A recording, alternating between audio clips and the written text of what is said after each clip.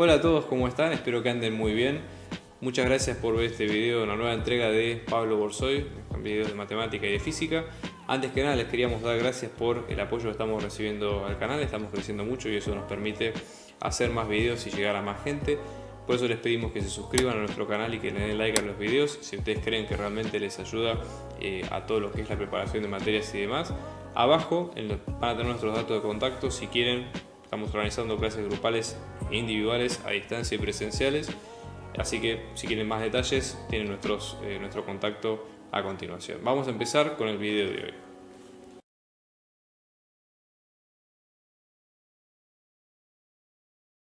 Bien, en el punto 9 lo que hay que hacer es determinar el dominio y los puntos de continuidad de las siguientes funciones. Entonces, acá lo que vamos a tener son varios ejemplos, ¿sí? Como para que tratemos de aplicar lo que vimos al principio y demás. Vamos a definir qué es la continuidad en las funciones, ¿sí? Nosotros, por ejemplo, esto lo vamos a hacer al margen porque estamos citando algo textual de teoría. Si ustedes, por ejemplo, tienen una función f que va a ir de un dominio A, ¿sí?, perteneciente a los reales a n dimensiones, es decir, las funciones vectoriales que hemos visto al principio, ¿sí? Y después tenemos x0, que es un punto de acumulación de A, ¿sí? Para que sea f continua en el punto, tiene que existir estas tres condiciones. Primero, que existe f en ese punto, luego que el límite de x teniendo x0 de f va a dar un límite L, ¿sí?, y que ambos van a ser iguales. Esta sería la condición, ¿sí? Esto es una forma de teoría. Entonces, vamos a verlo aplicado a estas funciones. Fíjense, tenemos esta función que tiene el dominio partido. Si, por ejemplo, tenemos para esta recta, para esta región tenemos que vale 1, para esta región tenemos que vale... Definiendo el dominio para ambas partes, vamos a tener la parte A y la parte B. Entonces, empecemos por la parte A, donde nosotros tenemos x menos y mayor a 0, restamos ambos lados por x, nos va a quedar menos y mayor a menos x, y dividimos ambos lados por menos 1, esto se va a transformar en un menor, y menor estricto de x. Entonces, la recta igual a x en forma aproximada, acá estoy dibujando la recta, pero esto no va en línea punteada, ¿sí? Y menor a x es toda la región sin incluir, ¿sí?, la frontera, que en este caso es y menor que x, que es lo que ustedes ven acá a continuación. Después, en B, vamos a tener lo mismo, ¿sí? Fíjense, x menos y menor o igual a 0, menos y menor o igual a menos x, y mayor o igual a x. Entonces, de esta parte sí va a incluir la frontera. Yo voy a dibujar la recta acá en azul un poquito al costado, o sea, es la misma recta, igual a x, pero para que se entienda que una cosa, que un conjunto incluye la frontera y que el otro no, es algo conceptual nada más, ¿ok? Bueno, dicho esto, tenemos el conjunto A, el conjunto B. Nosotros lo que tenemos es que probar si la función es continua. Entonces, para la región A, que es un conjunto abierto, la función es continua para todo este intervalo, para i menor a x. ¿Por qué? Porque justamente es una función constante en un intervalo abierto, en un conjunto abierto no hay problema. Para la parte B va a ser continua para el conjunto abierto i mayor a x, porque es un conjunto abierto que no incluye la frontera y también es una constante, así que no hay demasiado problema ahí. El problema lo vamos a tener con respecto a la recta i igual a x, ¿ok? Entonces, ¿cuál es básicamente la idea de calcular cómo son los puntos de esa recta? Bueno, para evaluar la continuidad, en este caso tenemos que evaluar en distintos puntos de la recta qué es lo que sucede para que eso ocurra. Entonces, por ejemplo, esto sería el límite de xy tendiendo a cualquier punto x, porque la recta, o la frontera en este caso, va a ser la recta y igual a x, que es la que ustedes ven a continuación. Entonces, vamos a buscar el límite de la función usando en ambas expresiones. La idea es usarlo por derecha, es decir, por a y por b. Vamos a hacer esto, ¿ok? Entonces, para a vamos a tener límite de xy tendiendo a xx de f. Como estamos en a vale 1, o sea que esto va a valer 1 de este lado. Después, Para la parte B, límite de xy tendiendo a xx de f nos va a quedar 0 porque vale 0. Eso indica que no hay forma de que los límites coincidan, ¿sí? Entonces la función es discontinua para esta frontera. Entonces vamos a decir que va a ser continua para todo xy distinto, ¿sí?, de x distinto de y, o perteneciente a R, vamos a decirlo mejor, perteneciente a R2 menos x igual a y, ¿sí?, es mejor así, y discontinua para todo xy perteneciente a x igual a y. Es una forma de verlo también, ¿no? Bueno, dicho esto, vamos a ver el segundo caso. Como vimos anteriormente, vamos a definir el dominio, ¿sí?, de cada uno. Fíjense, si lo ponemos en forma explícita, vamos a tener una parte A, que es, si lo ponemos en forma de y explícita, va a ser todo y distinto de un medio de x.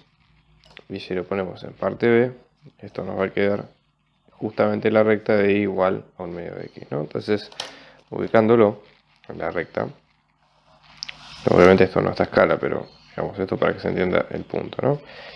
Todo esto es el conjunto B en azul y el resto del plano es el conjunto A, que es el que vemos a continuación. Ahora la idea es, ¿dónde están los puntos que pueden ser conflictivos o digamos, que haya que prestarles atención? Lo más probable es que esos puntos van a estar como, digamos, las funciones, van a ser que la función está partida, cada intervalo o cada imagen se trata de funciones continuas que no presentan mayores problemas a la hora de resolverse. Entonces, el problema capaz lo tendríamos en el punto de contacto entre los dos, es decir, un punto que esté ubicado en la recta y tomando alguna bola de un radio mayor a 0, sí o sí vamos a incluir puntos de los dos dominios, y por la misma definición. Entonces, dicho eso, la idea sería evaluar el límite de la función tendiendo a un punto perteneciente a esa recta y evaluar qué es lo que sucede. O sea, acá no vamos a evaluar un punto específico, sino una familia de puntos, como para que se entienda, ¿no? Supongamos que tomamos un punto x0, que en este caso va a ser x0 y sub 0, ¿correcto? Si decimos que x0 tiene que pertenecer a la recta y igual a un medio de x, tomemos alguna forma de las dos variables que nos permita a nosotros identificar el punto. Entonces, por ejemplo, si elegimos un punto y0, ¿sí?, por ejemplo, que valga y0, x sub 0, o sea, y0 va a ser un medio, ¿sí?, de x0, por lo tanto x0, si multiplicamos ambos lados por 2, va a ser 2 y 0. Por ende, ese punto x0 que pertenece a la recta va a estar definido por 2 y 0 y 0, ¿ok? Ahora, para calcular el límite tenemos varias opciones, entre ellas acercarnos al punto genérico, ¿sí?, por medio de una curva. La idea sería decir, bueno, una de las curvas que tenemos es justamente la que está sobre B, y la otra curva es cualquier curva que pertenezca al dominio de A. Entonces, si existe el límite y la función es continua, porque de hecho para que la función sea continua tiene que existir el límite y tiene que existir la imagen. La imagen ya existe por la propia definición de la función y el límite hay que calcularlo.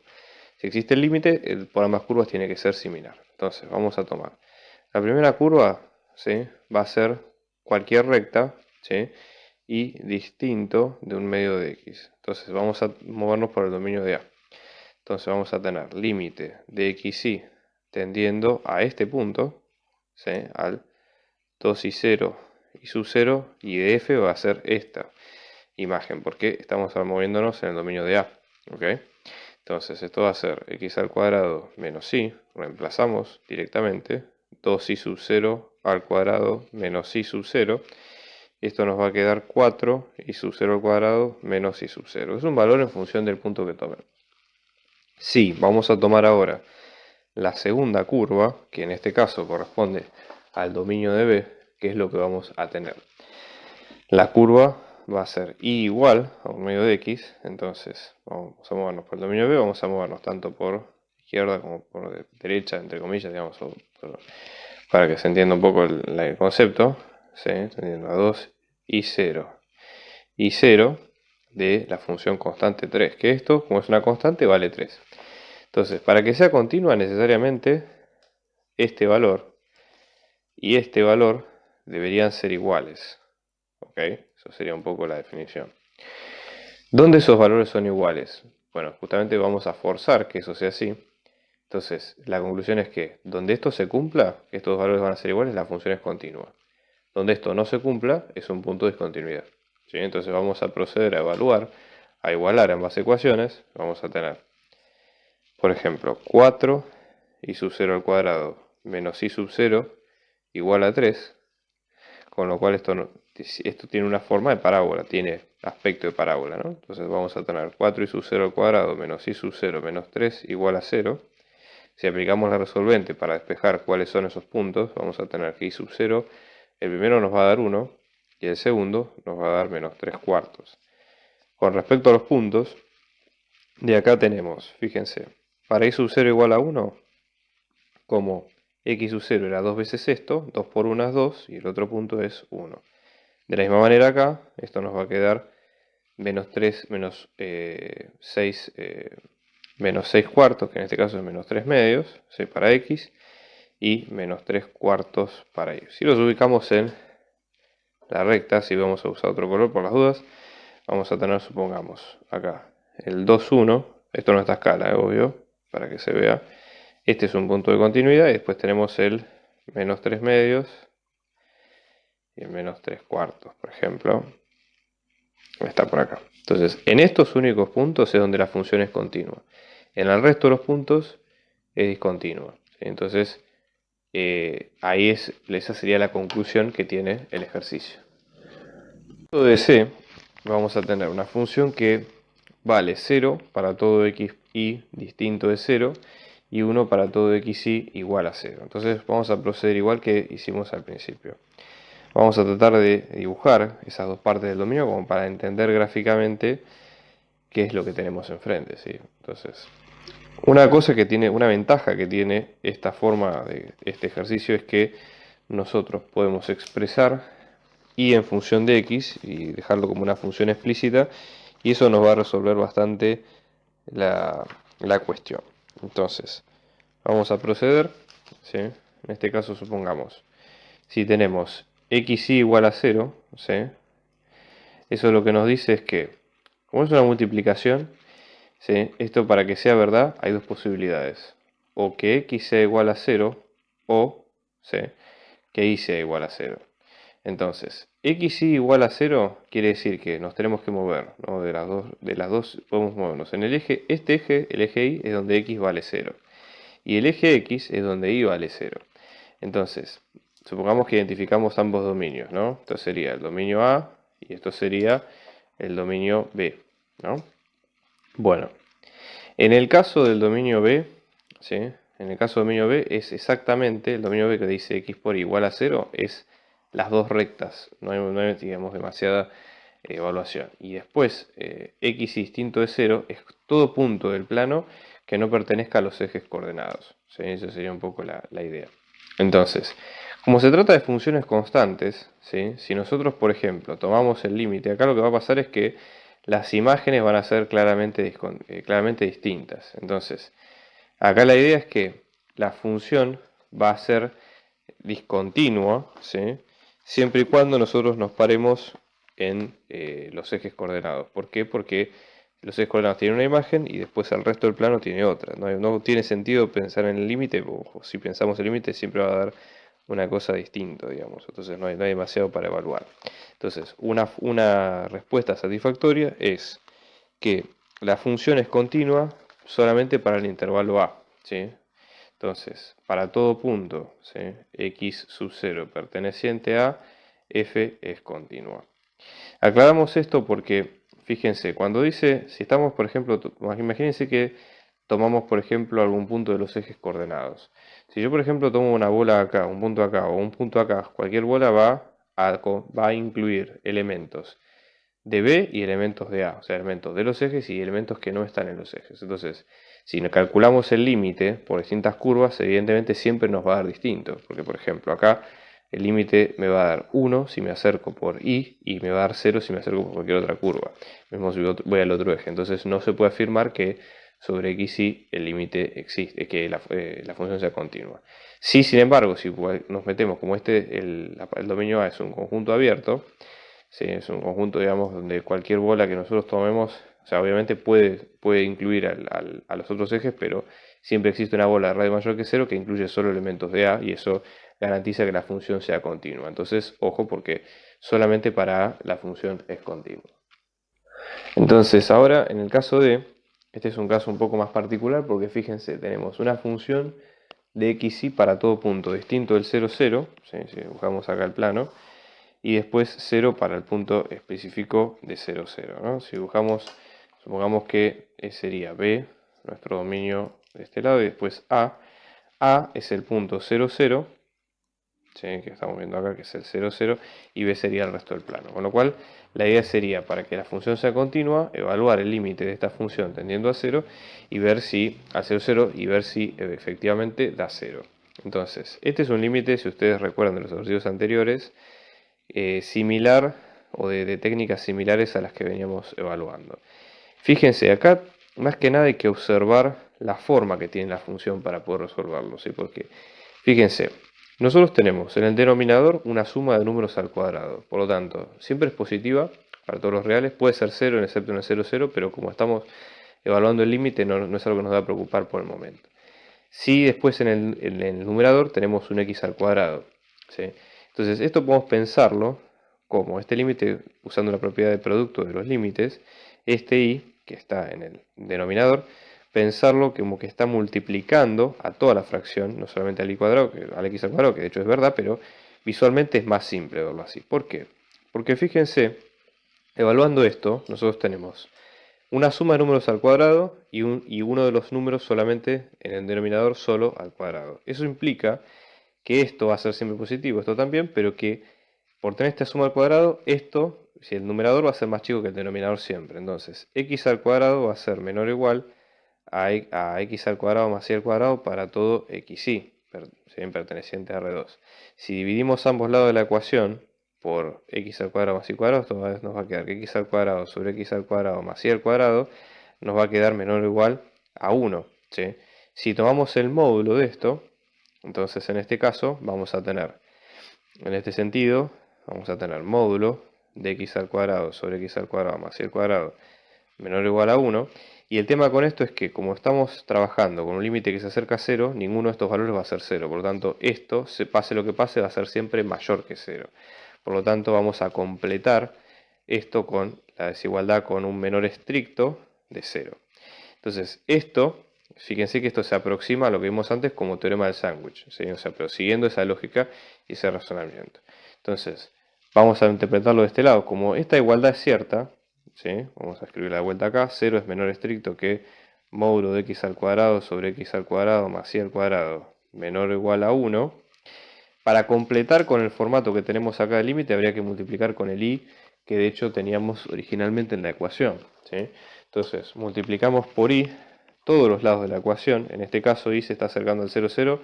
Puede ser positivo o negativo, pero básicamente vamos a tomar, para que esto no ocurra, vamos a tomar el módulo, ¿sí? Justamente. Y lo que vamos a ver acá es que módulo de 0 por y va a quedar 0, ¿sí? En este caso vamos a tener menor que módulo de y por módulo de x al cuadrado sobre x al cuadrado más y al cuadrado menor o igual que el módulo de y.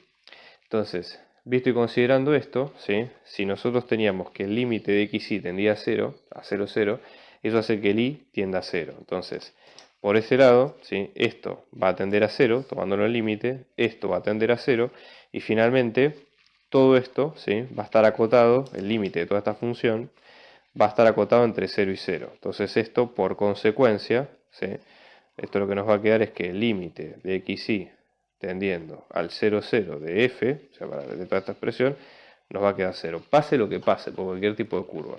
Entonces, como el límite y la imagen de la función, fíjense, el límite y la imagen de la función coinciden, entonces lo que se dice es que f, o sea que f es continua en 0, 0, pero a su vez, como es continua para todo punto de b por el hecho de ser una función continua en sí misma, entonces es continua para todo R2.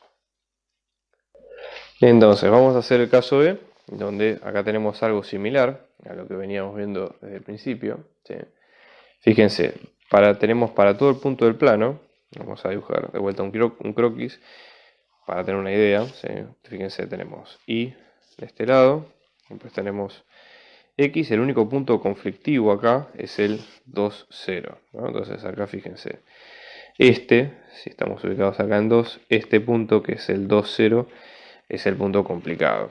O sea, nosotros tenemos, si llamamos por ejemplo a toda esta parte de la función, que es todo el plano exceptuando este punto, y luego b, que es el punto en sí mismo.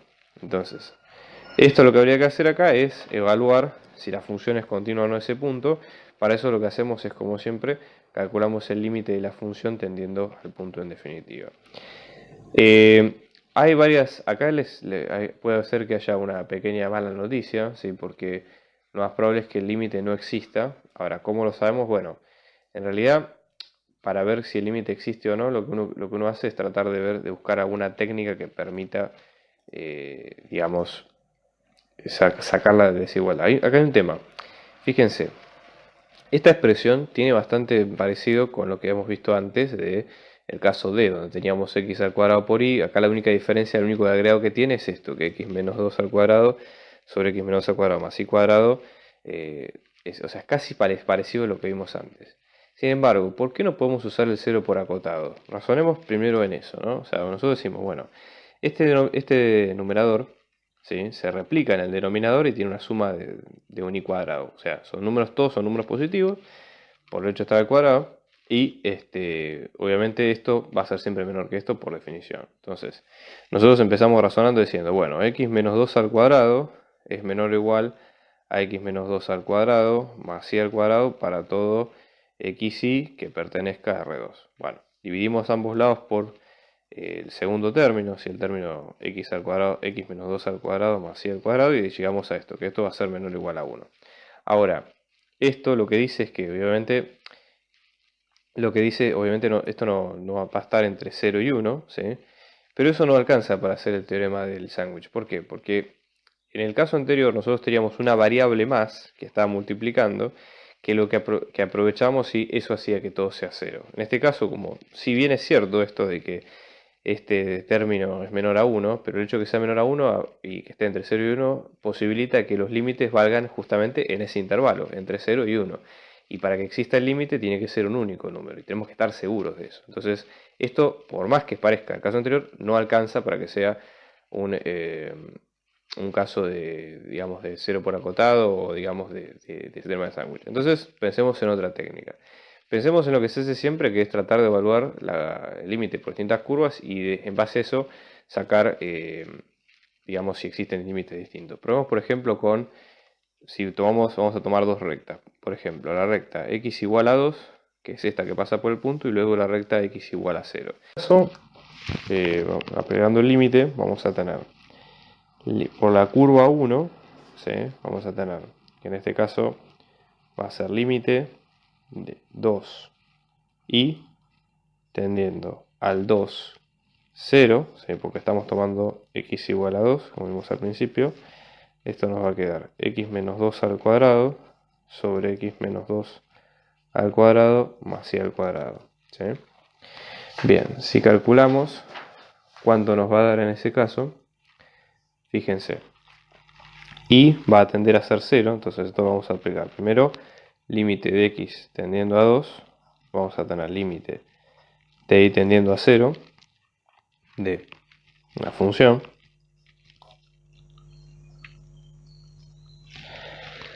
vamos a cerrar acá, y esto nos va a quedar límite de x tendiendo a 0 va a hacer que esto sea 0, entonces la expresión queda igual, excepto por lo que vimos recién. Entonces vamos a tener límite de x tendiendo a 2 de x menos 2 al cuadrado sobre x menos 2 al cuadrado, esto es igual a 1, entonces cancela, listo. Probamos por la curva 2, que en este caso es y igual a 0. Entonces vamos a tener límite de y tendiendo a 0 del límite de x tendiendo a 2 de x menos 2 al cuadrado sobre x menos 2 al cuadrado más y al cuadrado. Entonces, si reemplazamos por 2, esto nos va a quedar 0 sobre 0 más y al cuadrado. O sea, esto nos va a quedar límite de y tendiendo a 0 de 0 sobre y cuadrado. Y esto, ojo, porque es 0 sobre algo que tiende a 0. Ojo, porque esto no es la indeterminación de 0 sobre 0 que generalmente se ve la mayoría de las veces. O sea, esto es simple y llanamente que es un número que es 0 dividido a algo que se aproxima a 0. Entonces, por ende, su conclusión es que esto vale 0. ¿Tá? ¿Cuál es la conclusión acá? Como los límites no coinciden, ¿sí? Tomamos dos curvas, podríamos haber tomado cualquier otra. Ya con que dos límites no coincidan, la función ya no es continua y directamente lo vemos como está ahí. En el caso F vamos a tener lo siguiente. Acá es más interesante porque fíjense qué tipo de dominio tenemos en cada caso, ¿sí? Como para que veamos. Vamos a identificar los dos. Entonces yo les diría que es el caso más complejo, igualmente más interesante de los que vimos hasta ahora. Los dominios, ¿sí? O sea, fíjense que los dos son complementarios, es decir, 4x al cuadrado más y al cuadrado menor a 1 y 4x al cuadrado más y al cuadrado es mayor o igual a 1. Si nosotros hacemos la unión de ambos conjuntos, tenemos todo el plano, lo cual buenísimo porque eso nos habla, digamos, de que la función, por lo menos en cada uno, no va a tener agujeros o singularidades o cosas raras que haya que tener en cuenta, por lo menos al principio. Eso es, digamos, lo que parece ser, hay que corroborarlo con las cuentas, ¿no? Bueno, en este caso, supongamos que trabajamos graficando cuál es el conjunto. Lo que nos convendría hacer es graficar la frontera. La frontera de ambos es la misma, ¿sí? Porque ambos se conectan ahí. En el caso de la frontera nos va a quedar la elipse, que va a ser 4x al cuadrado más y al cuadrado igual a 1. Bueno, fíjense, ¿cuál es el radio, cuáles son los semiejes? Si tomamos esto, 4 lo podemos pensar como un cuarto, ¿sí? O sea, algo sobre un cuarto, que es pensarlo en forma de denominador esto, ¿no? Más y al cuadrado igual a 1. Y si pensamos en los semiejes, digamos, al cuadrado, vamos a tener x al cuadrado sobre esto que sería un medio al cuadrado, porque nos va a quedar de esta manera, y acá y cuadrado va a tener un 1 al cuadrado acá. Entonces, si lo graficamos, cual no es menor esto porque es muy importante porque hace, digamos, a la comprensión de cómo vamos a tener que atacar este límite más adelante. Entonces, por ejemplo, ¿no? Vamos a tener acá. Ubiquemos los puntos. Vamos a tener los ejes en Y van a ser 1 y menos 1 respectivamente. Fíjense que la elipse está centrada en 0 porque no tenemos Y0 o X0 o ambos valen 0, así que no hay demasiado problema. Fíjense que la expresión dice que sus ejes son paralelos a los ejes coordenados, de hecho van a estar ubicados en los ejes coordenados, así que no hay demasiada historia acá. Vamos a tener 1, vamos a tener menos 1, ¿sí? 1, o sea 0, 1 y 0 menos 1 van a ser parte de las intersecciones con los ejes. Y después lo mismo para en un medio en el X, ¿sí? Vamos a tener menos un medio y un medio. Entonces, ¿qué es lo que vamos a tener? Toda esta sección, que es la elipse, ¿sí? Esta es la frontera entre los dos conjuntos.